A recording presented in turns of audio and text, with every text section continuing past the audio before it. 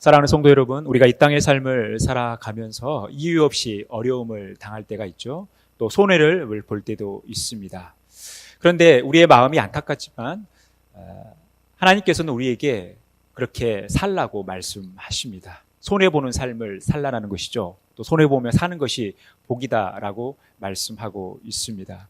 그러니까 우리는 어찌 보면 이 땅에서 살아가는 삶이 그리스도인으로 살아가면서 손해보는 삶, 또 어려움을 또 긍정적으로 받아들이는 이런 삶을 요구받고 있어요. 하나님께서 그것을 요구하신다라는 것입니다. 예수님께서는 악을 악으로 대항하지 않았고 온유하게 그 일을 대하셨다라는 것입니다. 우리가 예수님을 따르는 예수님의 제자로서 또 하나님의 백성으로서 우리가 그리스도인의 삶이라는 것은 바로 그와 같은 것입니다. 창세기 26장에 가면 이제 성경 인물의 중심이 아브라함에서 이삭으로 바뀝니다. 하나님께서 아브라함에게 주셨던 그 약속을 이삭에게도 동일하게 주시는 모습을 보게 되죠. 하나님께서 지시한 땅에 있으라는 것입니다. 그리고 거기에서 하나님이 함께 하시고 복을 주시겠다라고 하는 그 약속의 말씀을 주시죠. 그때 이삭은 어려서부터 이 순종이 몸에 배어 있다 보니까 이 하나님의 말씀에 순종하면서 그랄 땅에 거주하게 되는 모습을 보게 됩니다. 그가 그랄 땅에 거주할 때에 아브라함 때처럼 그곳에 흉년이 든 것입니다. 여러분, 흉년이 든다라는 것은 사람이 살기에 쉽지 않다라는 것이죠. 그래서 아브라함이 처음 가나안 땅에 들어갔을 때 그가 가나안 땅에서 살다가 흉년이 들어서 애굽으로 이주하는 그 모습을 보게 됩니다. 그래서 이제 문제가 생겼던 것이죠. 그런데 이삭이 아버지를 닮는 여러 가지 모습이 있지만 또 그것은 닮지 않았어요. 그래서 그랄 땅에 거주하게 됩니다. 흉년이 있었음에도 불구하고 그 땅을 벗어나지 않고 그곳에서 살았던 이삭에게 어떤 일이 생깁니까? 우리가 오늘 읽었던 12절 13절에 보니까요. 이삭이 그 땅에서 농사하여 그 해에 100배나 얻었고 여호와께서 복을 주심으로 그 사람이 창대하고 왕성하여 마침내 거부가 되었다라는 것입니다. 흉년이었음에도 불구하고 흉년 가운데서도 그 땅에서 농사를 해서 100배나 얻었다라는 것입니다. 왜냐하면 여호와께서 복을 주셨기 때문에 그래요. 여호와께서 복을 주셨기 때문에 이삭이 창대하고 왕성해서 마침내 거부가 되었다라는 것입니다. 흉년이 드는 그 상황 속에서도 하나님의 말씀에 순종했던 이삭에게 그런 복이 임했던 것입니다. 이것은 우리의 삶의 원칙, 우리의 신앙의 원칙을 매우 단순하게 또 명확하게 보여주는 거 아닙니까? 우리가 어떤 상황 속에서도 하나님을 바라보고 하나님 말씀에 순종하는 삶을 살아가면 우리가 복을 받는다라는 것입니다. 이것이 우리의 삶의 원칙이죠. 바로 믿음의 법칙인 것입니다. 그런데 여러분, 우리의 삶이 이 형통에서 끝난다면 얼마나 좋겠습니까? 혹은 이 형통이 계속해서 지속된다면 얼마나 좋겠어요. 그런데 그렇지 않다라는 것입니다. 우리의 형통 뒤에는 항상 위기가 찾아온다라는 것이죠. 또 우리의 풍요로운 삶 뒤에는 반드시 후유증도 따라오게 되어 있다라는 거예요. 우리 14절 15절에 보니까요. 양과 소가 때를 이루고 종이 심이 많으므로 블레셋 사람이 그를 시기하여 그 아버지 아브람 때에 그 아버지의 종들이 판 모든 우물을 막고 흙으로 메웠더라. 이삭이 거주하는 이 그랄 땅에 블레셋 사람들이 그를 시기합니다. 그리고 심술을 부리죠. 여러분, 그 우물 함께 나누고 함께 살면 얼마나 좋습니까? 더불어 살면 얼마나 좋아요. 그런데 우리말 속담에도 사촌이 땅을 사면 배가 아픈 것처럼 이 블레셋 사람들도 그들 입장에서 이방 민족이 와서 잘 되니까, 거부가 되니까, 모든 게 형통하니까 시기가 생긴 거예요. 그리고 심술을 부리기 시작하죠. 이삭의 아버지 아브라함 때에 팠던 그 우물을 메우는 거예요. 그리고 여기에서 그치지 않습니다. 아비멜렉이 이렇게 이야기하죠. 이삭에게 이르되 내가 우리보다 크게 강성한 즉 우리를 떠나라. 이제 시기와 심술에서 그치지 않고 이삭이 이 그랄 사람들보다 강성하기 때문에 아비멜렉은 그들을 향하여 이제 떠나달라라고 이야기합니다. 그때 이삭은 어떻게 합니까? 자신의 권리를 주장하지 않고 양보하는 그 모습을 보게 되죠. 18절 19절에 보니까 그 아버지 아브라함 때에 팠던 우물들을 다시 팠으니 이는 아브라함이 죽은 후에 블레셋 사람이 그 우물을 메웠습니다. 이삭이 그 우물들의 이름을 그 아버지가 부르던 이름으로 불렀더라. 이삭의 종들이 골짜기를 파서 샘 근원을 얻었더니 우물을 팠어요. 그걸 얻었음에도 불구하고 사실 아버지가 팠던 그 우물이었기 때문에 그 소유권이 이삭에게 있었던 거죠. 그런데 그들이 자기 것이라고 우기고 하다 보니까 어때요? 이 셈 근원을 얻게 된 거예요. 그러니까 하나를 양보했지만 거기가 손해로 끝나는 것이 아니라 더 근원을 얻게 된 거죠. 이것이 하나님이 이삭을 인도해 가시는, 섭리해 가시는 방식이죠. 이렇게 야곱이 양보를 했음에도 불구하고 문제는 끝나지 않습니다. 20절에 보니까 그랄 목자들이 이삭의 목자와 다투어 이르되 이 물은 우리의 것이라 하며 이삭이 그 다툼으로 말미암아 그 우물 이름을 에색이라 하였다. 처음에는 시기를 했죠. 그리고 심술을 부렸습니다. 그런데 이제 자기의 소유권을 주장하는 거예요. 이 우물은 자기 거라는 거예요. 자기들이 파지 않았지만 이 땅이 자기들 땅이라 여기면서 이 우물이 우리 거라고 이렇게 고집을 부립니다. 그러면서 그랄 목자들과 이삭의 목자가 다투게 된 거예요. 그래서 이삭이 그 우물 이름을 에색, 이 다툼이라는 뜻을 가지고 있는 에색이라 이름 지어요. 그러니까 이삭이 그들과 함께 크게 대립하지 않았지만, 물론 목자들끼리는 서로 다퉜지만 이삭은 그냥 그들과 대립하지 않고 양보하는 그 모습을 보여주죠. 그런데 그가 양보했음에도 불구하고 그 불화는 끝나지 않고 지속되어지는 거예요. 또 다른 우물을 팠더니 그들이 또 다툼으로 그 이름을 신나라 하였습니다. 에색이라는 이름은 다툼이라는 뜻이지만 이 신나라는 것은 이 에색이라는 의미보다 더 강한 의미죠. 그러니까 대적이라는 의미예요. 이삭이 또 우물을 팠어요. 또 다투게 됩니다. 그러다 보니까 신나로 지었어요. 이 의미는 이제 그랄 목자들이 이삭과 그 목자들을 향하여 원수로 여겼다라는 거예요. 대적으로 여겼다라는 것입니다. 계속해서 이런 불화가 이어지는 가운데 이삭은 양보하고 또 양보하는 그 모습을 보게 됩니다. 그 끝이 어디입니까? 22절이에요. 우리 같이 한 목소리 읽겠습니다. 이삭이 거기서 옮겨 다른 우물을 팠더니 그들이 다투지 아니하였으므로 그 이름을 르호봇이라 하며 이르되 이제는 여호와께서 우리를 위하여 넓게 하셨으니 이 땅에서 우리가 번성하리로다 하였더라. 우물을 팔 때마다 갈등이 생겼고 문제가 생겨서 이제 옮겨서 다른 우물을 팠을 때 이제 마지막에 가서 다투지 않는 일을 보게 되죠. 그래서 그 우물 이름을 르호봇이라고 했어요. 이것은 넓은 지역이라는 것이죠. 그런데 이 르호봇의 본질이 어디에 있었냐면 여호와께서 우리를 위하여 넓게 하셨다라는 거예요. 여호와 하나님께서 이삭에게 넓은 지역을 주셨기 때문에 이제 하나님께서 우리를 번성케 하실 거라는 그 믿음, 그 확신을 가졌던 것입니다. 오늘 이 르호봇을 얻게 되면서 이삭은 하나님께서 자신의 지경을 넓혀 주셨다라고 고백하고 있다라는 것입니다. 그렇다면 이삭이 양보를 하면서 얻게 된 이 르호봇이라는 우물을 통해서 하나님 앞에 고백하는 하나님께서 우리를 넓게 하셨다, 우리에게 넓은 지역을 주셨다라는 이 고백이 의미하는 그 실체가 무엇이냐라는 거예요. 이 르호봇의 진짜 실체가 무엇이냐겠냐. 우물을 파서 하나님께서 지경을 넓혀 주셨지만 하나님께서 주신 이 르호봇의 이 넓은 지역의 진짜 의미가 어디에 있냐라는 것입니다. 그 실체를 우리는 오늘 발견해 가고자 합니다. 우리가 이것을 발견하기 위해선 이 문제를 하나씩 추적해 가면 되는 거죠. 여러분, 이삭이 르호봇이라는 우물을 얻게 되기까지 어떤 일이 있었습니까? 이삭의 양보가 있었어요. 이삭의 양보가 있기 전에 그랄 목자들과 이삭의 목자들이 서로 다투는 이 대립이 있었습니다. 그리고 그 전에 아비멜렉은 이삭에게 좀 나가달라고, 여기를 떠나달라고 요청을 해요. 또 그 전에 그랄 목자들이, 블레셋 사람들이 이삭을 시기하고 또 심술을 부리기 시작합니다. 그런데 왜 그 일이 있었느냐?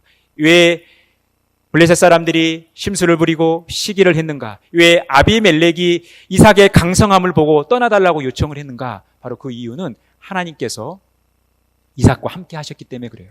하나님께서 이삭에게 복을 주셨기 때문에 거부가 되었던 것입니다. 하나님께서 이삭에게 복을 주셨기 때문에 그가 형통하게 됐던 거예요. 아비멜렉은 그것을 본 것입니다. 그러니까 이삭 자체가 강성했다기보다는 이삭 뒤에 계시는, 이삭 배후에 계시는, 이삭과 함께 하시는 여호와 하나님이 너무나 강한 분이었기 때문에 그들이 위협을 느낀 거죠. 그래서 위협을 느꼈기 때문에 시기를 하게 되고 심술을 부려고 미워하게 되고 대립을 하게 됐던 거예요. 아비멜렉은 이삭에게 떠나달라고 요청을 했던 것입니다. 여러분, 이것을 통해서 아는 것은 뭡니까? 겉으로 표면적으로 드러나는 것은 블레셋 사람들과 이삭의 다툼, 대립인 것 같지만, 그랄 목자들과 이삭의 목자가 대립하는 것 같지만, 아비멜렉과 이삭이 대립한 것 같지만, 그 대립의 실체는 뭐냐 하면 이 그랄 사람들과 이 블레셋 사람들과 하나님이 대립하고 있다는 거예요. 그들이 하나님을 경계하고 있다는 거예요. 그들이 하나님으로부터 위협을 느끼고 있다는 거예요. 그들이 하나님의 강함을 보고 있다는 거예요. 나중에 아비멜렉이 이삭의 모습을 보면서 평화협정을 체결하지 않습니까? 누구 때문에요? 하나님 때문에 평화협정을 체결할 수밖에 없는 거예요. 아무리 그들이 힘을 써도 이삭을 감당할 수 없다는 것을 아비멜렉은 알았기 때문에 오늘 본문 말씀 이후에 보면 평화협정을 체결합니다. 여러분, 이것을 통해서 알 수 있는 게 뭡니까? 여러분, 요한복음 15장 18절에서 19절 말씀 우리 같이 한 목소리로 읽겠습니다. 세상이 너희를 미워하면 너희보다 먼저 나를 미워한 줄을 알라. 너희가 세상에 속하였으면 세상이 자기의 것을 사랑할 것이나 너희는 세상에 속한 자가 아니요 도리어 내가 너희를 세상에서 택하였기 때문에 세상이 너희를 미워하느니라. 여러분, 지금 그랄 목자들이 이삭을 미워하고 있어요. 이삭의 목자들을 미워하고 있습니다. 블레셋 사람들이 이삭을 미워하고 있어요. 표면적으로 드러나는 것은 바로 이 갈등이죠.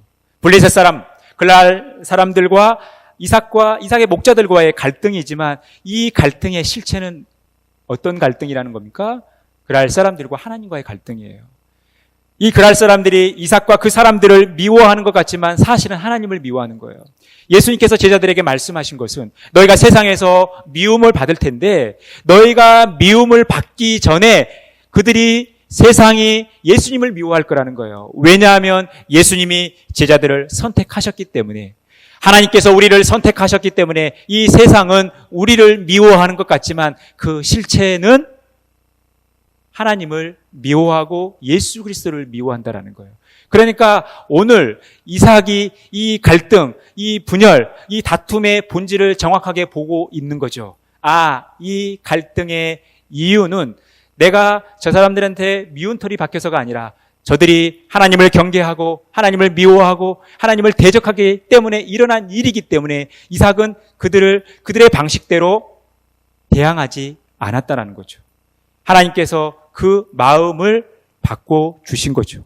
그러니까 새로운 관점을 갖게 됐다는 것입니다. 이 대립은 저들과 나의 대립이 아니라 저들과 하나님의 대립이라는 것을 알게 된 거예요. 그러니까 이 문제의 해결도 하나님의 방식으로 풀어가는 것을 이삭은 알게 된 것입니다. 결국 그래서 그가 선택한 것은 뭐예요? 양보죠. 여러분, 땅을 차지하고 우물 차지하는 일에 있어서 여러분, 힘과 힘이 대립했을 때 좀 더 힘이 센 사람이 차지하게 돼 있어요. 여러분, 이 땅의 방식은 그런 거예요. 부유한 사람이 조금 덜 부유한 사람의 그 부유함까지 빼앗아가는 것이 바로 이 세상의 생존 방식입니다. 그런데 하나님 나라의 방식은 그렇지 않죠. 우리가 손해를 보더라도, 우리가 피해를 보더라도 양보하는 거예요. 지금 이삭은 그 일을 행하고 있는 거예요. 왜요? 내가 손해를 보는 것이 내가 손해를 보는 것이라 생각하지 않았기 때문에 그래요. 이 대립이 하나님과 저들의 대립이었기 때문에 그런 거예요. 하나님께서 그 마음을 움직여 주신 것입니다. 여러분, 하나님께서 이삭에게 주신 마음은 바로 이 하나님의 마음, 하나님의 방식으로 이 갈등을 풀어가는 거였어요. 여러분, 이스라엘 백성들이 애굽에서 이제 나와서 광야를 걸어갈 때 습관적으로 일어나는 일이 뭡니까? 그들이 원하는 대로 되지 않았을 때 그들은 마음이 상했어요. 마음이 상했다라는 것은 뭡니까? 마음이 좁아졌다라는 거예요. 마음이 짧아졌다라는 거죠. 그러니까 안목이 짧아지니까 하나님의 뜻을 다 헤아리지 못하고 하나님의 계획을 다 헤아리지 못하면서 그들 앞에 놓인 잠시의 불편함 때문에 늘 불평하고 원망하는 것이 그들의 모습이었어요. 왜 그들이 불평했는가? 그들의 마음이 상했기 때문에, 그들의 마음이 짧아졌기 때문에 그렇다라는 것입니다. 결국 이게 이스라엘 백성들의 문제였던 거예요. 그래서 시편은 이것을 이렇게 지적을 하고 있어요. 나는 너를 애굽 땅에서 인도하여 낸 여호와 내 하나님이니 내 입을 크게 열라 내가 채우리라 하였으나. 하나님은 이스라엘 백성들을 향하여 입을 열라라는 거예요. 입을 크게 열라라는 거예요. 그럴 때 하나님께서 채워주신다는 거죠. 하나님께서 입을 크게 여는 이스라엘 백성들에게 복을 주시겠다라는 거예요. 은혜를 주시겠다라는 거죠. 그런데 그들이 그렇게 살지 않은 거죠. 입을 크게 열지 않은 것입니다. 또한 11절 12절에 보니까 내 백성이 내 소리를 듣지 아니하며 이스라엘이 나를 원하지 아니하였도다. 그러므로 내가 그의 마음을 완악한 대로 버려두어 그의 임의대로 행하게 하였도다. 여러분, 우리가 입으로 먹는 것 같지만, 우리가 눈으로 보는 것 같지만, 우리가 귀로 듣는 것 같지만 사실 우리가 먹는 것은 입으로 먹는 것이 아닙니다. 우리가 보는 것이 눈으로 보는 것이 아니에요. 우리가 듣는 것이 귀로 듣는 것이 아니에요. 우리의 마음으로 먹고 우리의 마음으로 듣고 우리의 마음으로 보는 거예요.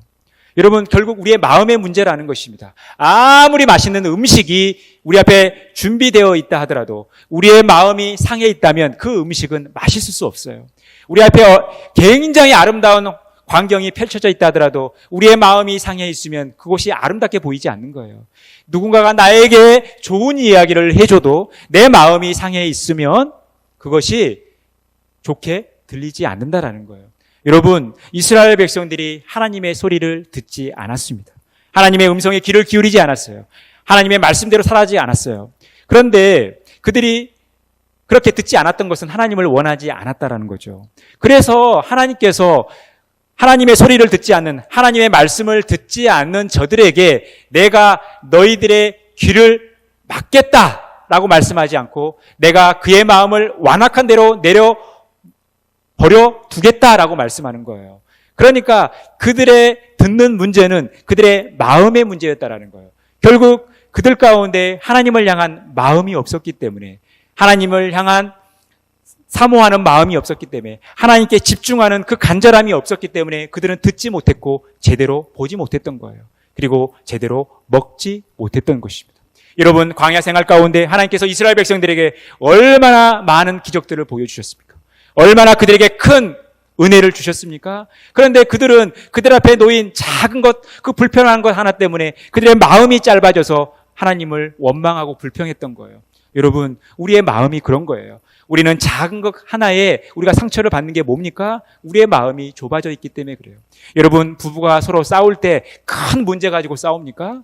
그렇지 않습니다. 작은 것 하나, 그거 하나 서운해서 싸우는 거예요. 여러분, 우리 안에 왜 서운한 마음이 드냐라는 거예요. 우리의 마음이 넓지 못하기 때문에, 우리의 마음이 좁아져 있기 때문에, 우리의 마음이 상해 있기 때문에, 우리의 마음이 짧아져 있기 때문에 여러분, 작은 것 하나에 서운함과 섭섭함이 드는 거예요. 여러분, 그런데 오늘 이삭이 어떤 마음을 가졌다라는 거예요? 넓은 마음을 가졌다라는 거예요. 이삭이 지금 넓은 마음을 가졌기 때문에 그는 손해를 감수하고 양보할 수 있었던 거예요. 그 안에 넓은 마음을 가졌기 때문에 피해가 있더라도 그것을 피해로 여기지 않고 양보하면서 결국 거부가 된 것이죠. 또한 큰 의무를 차지하게 된 것입니다.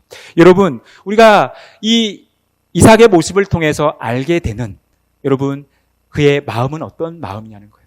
그가 넓힌 그 넓은 마음은 무엇이냐라는 거예요.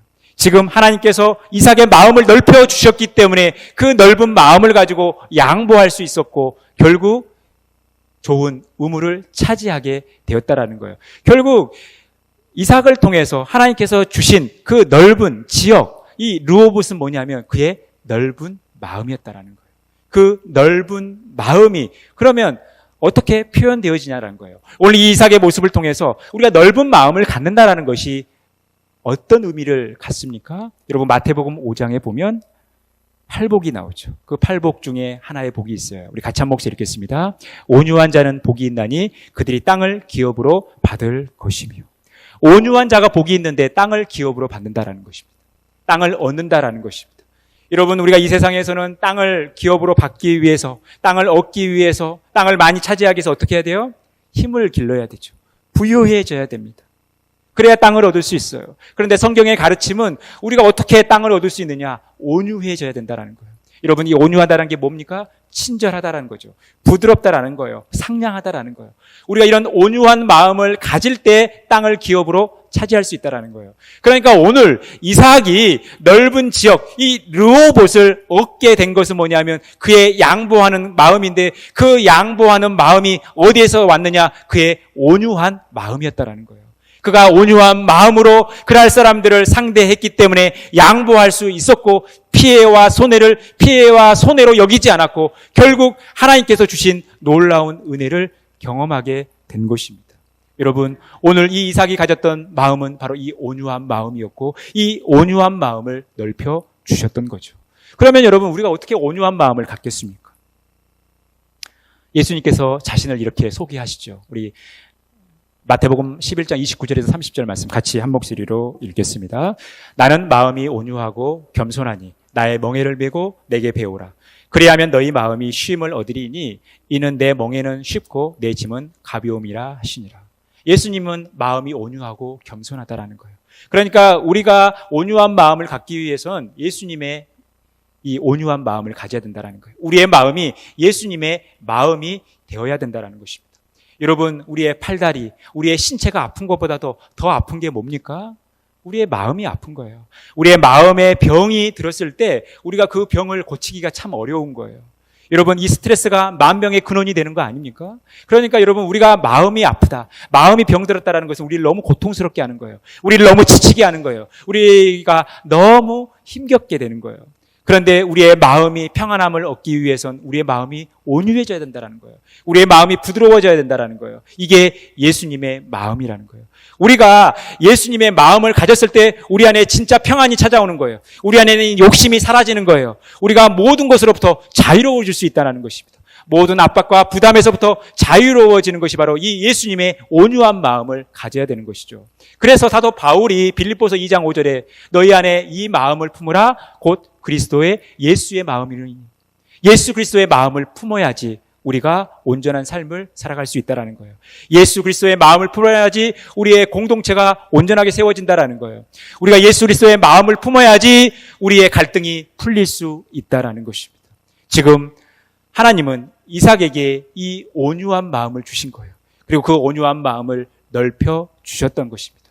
그래서 결국 이 이삭은 양보했지만, 포기했지만 더 큰 하나님의 은혜를 누렸던 것입니다. 결국 하나님은 이삭에게 무엇을 넓혀 주셨느냐? 그의 눈에 보이는 지경이 아니라 그의 마음, 우리가 보는 이 세상의 것보다 더 넓다면 넓을 수 있는 그 마음을 넓혀 주셨던 거예요. 그러니 그 넓은 마음을 가지고 이삭은 하나님께서 주신 복을 누릴 수 있었던 거예요. 결국 이삭이 이 마음을 넓히면서 하나님께서 복을 주신 것을 얻게 됐는데 궁극적으로 어떻게 됐냐라는 거예요. 우리 24절 말씀 같이 한 목소리로 읽겠습니다. 그 밤에 여호와께서 그에게 나타나 이르시되 나는 내 아버지 아브라함의 하나님이니 두려워하지 말라. 내 종 아브라함을 위하여 내가 너와 함께 있어 내게 복을 주어 내 자손이 번성하게 하리라 하신지라. 이제 그가 마음을 넓히니까 어때요? 하나님이 이삭에게 임재하시는 거예요. 이삭에게 말씀하시는 거예요. 두려워하지 말라는 음성을 듣게 된 것입니다. 내가 너와 함께 하겠다라는 그 음성을 듣게 되는 거예요. 내가 너에게 복을 주겠다라고 하는 음성을 듣게 되는 거예요. 내 자손에게 약속한 그 약속을 내가 반드시 지키겠다라고 하는 그 음성을 듣게 된 것입니다. 이것이 이삭의 복인 거예요. 그가 마음을 넓히니까 하나님의 음성이 들리기 시작한 거예요. 하나님의 말씀이 들리기 시작하는 거예요. 그리고 그 말씀에 순종할 수 있었던 것입니다. 사랑하는 성도 여러분, 하나님의 음성을 듣기를 원하십니까? 하나님의 약속의 말씀을 늘 기억하며 그 말씀에 순종하는 삶을 살기를 원하십니까? 하나님께서 주신 그 위로를 받기를 원하십니까? 그렇다면 우리가 우리의 마음을 넓혀야 된다는 거예요. 우리의 마음을 넓힌다는 것은 우리가 온유한 마음을 갖는다는 것인데 그 온유한 마음은 바로 우리 주 예수 그리스도의 마음을 가지고 살아갈 때 우리의 마음이 넓혀지며 비로소 하나님과 동행하는 복된 삶을 살아가게 되는 것입니다. 그러니 우리는 늘 마음을 넓히는 일을 힘써야 하는 것입니다. 시편 119편 32절 말씀을 같이 읽겠습니다. 주께서 내 마음을 넓히시면 내가 주의 계명들의 길로 달려가리이다. 주님께서 우리의 마음을 넓혀주셔야 여러분 우리의 마음이 넓혀지는 거예요. 우리 스스로 우리의 마음을 넓힐 수 없는 거예요. 우리가 우리 스스로 예수님을 믿는 것이 아니죠. 예수님이 찾아오셨고 예수님께서 찾아오셔서 우리 안에 내주하셔야만 예수님 우리 안에 계실 수 있는 거죠. 우리의 믿음은 우리의 것이 아니라 주님이 주시는 거 아닙니까? 우리의 마음을 넓히는 것도 주님께서 마음을 넓혀 주셔야 되는 거예요. 그럴 때 우리가 우리의 마음을 넓힐 때 우리가 주의 계명들, 주의 말씀들을 향하여 달려가는 거죠. 주의 말씀을 사모하게 되고 그 말씀대로 살려고 몸부림치는 것입니다. 여러분, 이것이 우리가 마음을 넓혀야 할 이유인 거예요. 여러분, 고린도 교회 성도들이 얼마나 은사가 풍부했습니까? 얼마나 잘 나가는 교회였어요. 얼마나 힘이 있는 교회였어요. 그런데 그 일로 인하여 그들은 분열을 겪었고 다툼이 있었던 거예요. 그래서 사도 바울이 고린도 교회 성도들에게 이렇게 부탁하는 거예요. 고린도후서 6장 11절 13절 같이 읽겠습니다. 고린도인들이여, 너희를 향하여 우리의 입이 열리고 우리의 마음이 넓어졌으니 너희가 우리 안에서 좁아진 것이 아니라 오직 너희 심정에서 좁아진 것이니라. 내가 자녀에게 말하듯 하노니 보답하는 것으로 너희도 마음을 넓히라. 사도 바울은 고린도 교회 성도들에게 하나님의 말씀을 전하면서 그들과 소통하기를 원했죠. 여러분, 우리의 말로 소통하지만 사실 우리의 소통의 뿌리는 우리의 입술에 있는 것이 아니에요. 우리의 마음에 있다라는 거예요. 우리가 아무리 이야기를 하더라도 우리의 마음이 닫혀 있으면 소통이 안 된다라는 거예요. 우리의 마음이 닫혀 있으면 절대 공동체를 온전히 세워갈 수 없다라는 거예요. 그래서 마음을 넓히라는 거예요. 우리가 마음을 넓혀야 다른 사람을 이해하게 되는 것이죠. 우리가 마음을 넓혀야 다른 사람들을 배려할 수 있는 거예요. 우리가 마음을 넓혀야 다른 사람들에게 친절히 행할 수 있다라는 것입니다. 여러분, 이것이 바로 온유한 마음, 바로 예수님의 마음인 거예요. 우리가 늘 예수님의 마음을 가지고 우리의 삶을 넓혀가는, 우리의 마음을 넓혀가는 복된 삶 살아가시기를 간절히 바라겠습니다. 여러분, 미국에 아주 유명한 이 에머슨이라는 시인이 있어요. 7대에 걸쳐서 이 목회자 집안이었으니까, 성직자 집안이었으니까 얼마나 대단한 집안입니까? 이분 역시도 이렇게 신학 공부를 했어요. 그런데 나중에 목사로서의 삶을 살지 않습니다. 왜냐하면 이분의 신학이 조금 범신론에 가깝기 때문에 그래요. 그러니까 우리와 신앙 색깔은 좀 다르지만 영국, 이 유럽 쪽에서 활동하면서 굉장히 유명한 시인이에요. 그런데 이분이 살아가면서 이 어릴 때의 그 추억을 굉장히 평생의 삶 동안 간직했다라는 거예요. 그게 뭐냐면 이 에머슨이라는 사람이 어린 시절에 이 송아지를 그 우리에 집어넣으려고 한 거예요. 여러분, 이 송아지가 크지 않지만 힘은 굉장히 셉니다. 그리고 말도 잘 안 들어요. 그러니까 이 어린 에머슨이 이 송아지를 우리에 집어넣으려고 하는데 이게 되지 않는 거예요. 이 송아지가 버티는 거예요. 그래서 집 안에서 책을 읽고 있는 아버지를 찾은 거죠. 아버지 부탁해서 아버지 좀 도와주세요. 이 송아지 우리 안에 넣어야 되는데 안 됩니다. 제 힘으로는 안 됩니다. 아버지가 도와주셔야 돼요. 그래서 아버지가 오셔서 아버지가 이 송아지를 앞에서 끌고 뒤에서 이 에머슨이 밀려고 했지만 안 됩니다. 이 송아지 힘이 보통이 아니거든요. 버티면 안 되는 거예요. 그런데 이 상황이 계속 되어지자 이들은 지쳐 그냥 낙심하여 앉아 있어요. 이 상황을 본 그 집에 연로한 여종이 와서 이 상황을 보면서 해결해 주는 거예요. 어떻게 해결을 했느냐? 그의 손가락 하나를 이 송아지의 입에 물린 거예요. 그럴 때 이 송아지는 이 여종의 손가락을 빠는 거죠. 젖을 빠는 거죠. 그러면서 그 송아지가 저항하지 않으면서 조금씩 뒷걸음질 치는 이 여종을 따라가는 거예요. 그래서 이 송아지는 결국 우리에 들어가게 된 것입니다. 여러분, 때로는 단단함이 강한 것 같지만 부드러움이 강할 수 있는 거예요. 때로는 큰 것이 강한 것 같지만 작은 것이 강할 수 있는 거예요. 여러분, 이 세상의 원리는 뭡니까? 힘의 원리 아니에요? 능력의 원리 아니에요? 그런데 성경은 우리에게 그 세상적 원리를 가르쳐 주시지 않고 하나님 나라 방식을 따라 살아갈 것을 말씀하고 있어요. 때로는 손해를 보라는 것입니다. 누군가가 나에게 오른뺨을 치면 왼뺨도 돌려대라는 거예요. 속옷을 달라고 억지로 이야기하면 겉옷까지 달라는 거예요. 그리고 오리를 같이 가자고 하면 심리를 가라고 하는 거예요. 누군가가 나를 박해할 때 그 박해하는 자를 위하여 기도하라는 거예요. 원수를 원수로 갚지 말고 원수를 사랑하라는 것입니다. 여러분, 이것이 하나님 나라의 원리이죠. 그런데 여러분, 이렇게 살 수 있어요? 누군가가 나에게 오른뺨을 쳤을 때 여러분 왼뺨 돌려댈 수 있습니까? 누군가가 나에게 오리를 같이 가자고 억지로 이야기할 때 심리까지 같이 가줄 수 있어요? 누군가가 나에게 속옷을 달라고 했을 때 겉옷까지 다 내어주실 수 있겠습니까? 누군가가 나를 핍박하고 나를 괴롭히는데 그를 위하여 기도할 수 있겠습니까? 다른 사람이 나에게 악을 행하는데 내가 악으로 그대로 갚지 않고 여러분 선으로 악을 이길 수 있겠어요? 우리 힘으로는 도저히 불가능한 거예요. 우리의 마음이 온유한 마음이 되어야 된다는 것입니다. 우리의 마음이 예수님의 그 온유한 마음이 되어야만 우리가 그 마음으로 마음을 넓혀가야만 이러한 삶을 살 수 있다라는 거예요. 사랑하는 성도 여러분, 우리가 사는 세상은 때로는 우리를 향하여 미워하기도 하고 우리를 대적하기도 합니다. 그래서 때로는 우리가 손해볼 상황도 놓이기도 합니다. 그럴 때마다 우리가 늘 주님의 마음, 이 온유한 마음을 가지고 살아가자라는 거예요. 누군가가 나를 대적할 때 우리 안에 두려운 마음이 찾아올 수 있어요.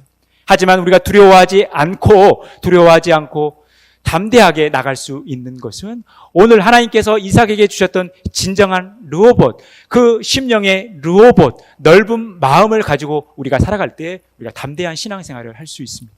여러분, 누군가가 나를 대적할 때 나를 대적하는 것이 아니라 나를 선택하시고 나를 지키시고 나를 보호하시는 하나님을 대적하는 거구나라고 여러분 우리의 마음을 바꾸시라는 거예요.